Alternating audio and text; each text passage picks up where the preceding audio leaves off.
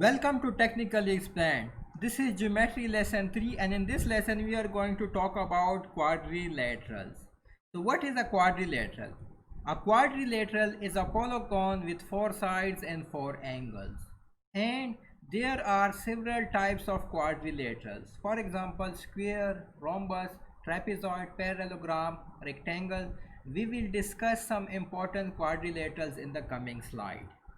An important point to remember is that the sum of the interior angles of quadrilateral is always 360 degree, and the perimeter obviously is the sum of the lengths of all the sides of a quadrilateral. Now we will discuss the types of quadrilaterals. Among the important are square, rectangle, rhombus, parallelogram and trapezoid. Let us briefly discuss each of these. So square. A square has 4 equal sides and 4 equal angles with each angle 90 degree. You are very much familiar.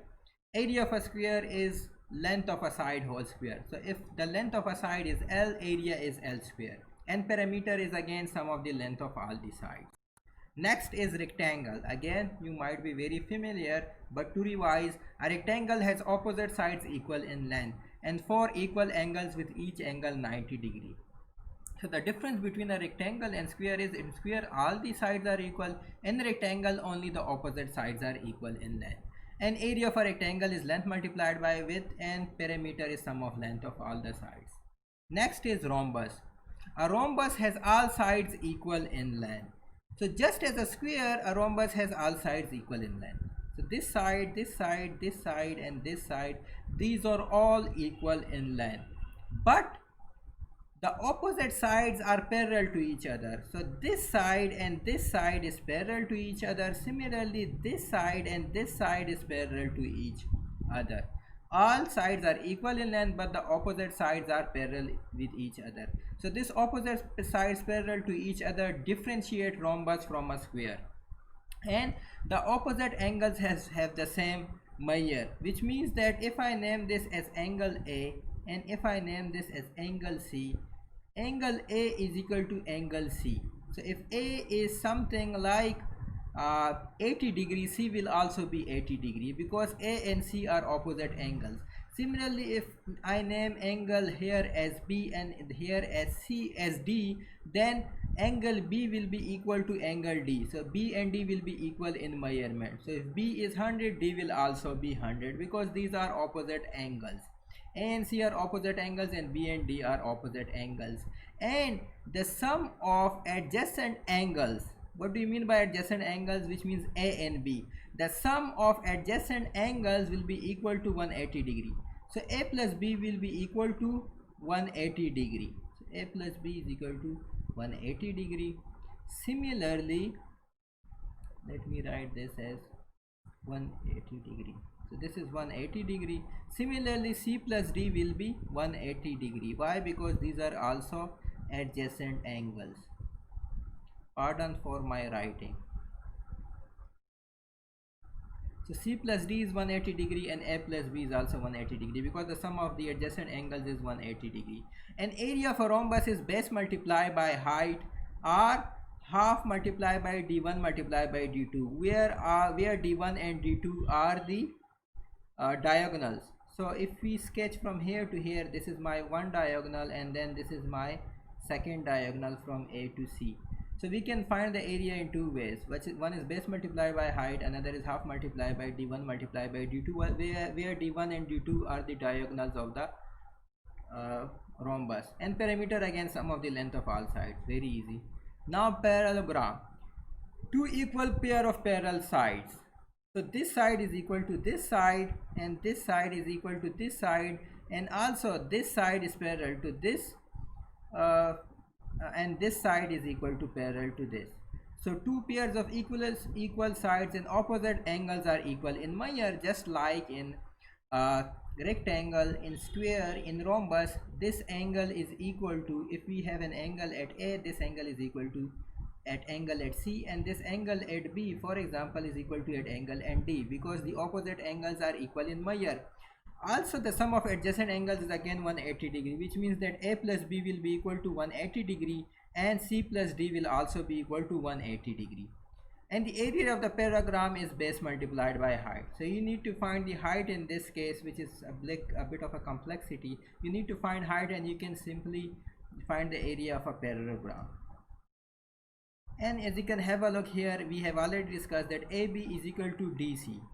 So these two sides are equal in measure, and similarly AD is equal to BC, because we have equal pair of parallel sides, and A is equal to C and B is equal to D. Why? Because these are opposite angles, and opposite angles are equal in measure, as we said here that opposite side angles are equal in measure, and the sum of adjacent angles is 180 degrees, just like in rhombus, square and other quadrilaterals. Last, trapezoid. A trapezoid is a quadrilateral with one pair of parallel sides. So this side is parallel to this side, and these are not necessarily equal in length, and has two bases A, B and C, D. So here we have two bases. This is base number 1 and this is base number 2. And to find the area, we need to have multiply the base 1 multiply by base 2 divided by 2 multiply. This is, I think, addition. Sorry, this is addition. So we need to add two bases, and then we need to divide by 2, and then we need to multiply it by height, and this is going to give me the area of this trapezoid. And parameter is again sum of the lengths of all the sides. Now we will do one problem.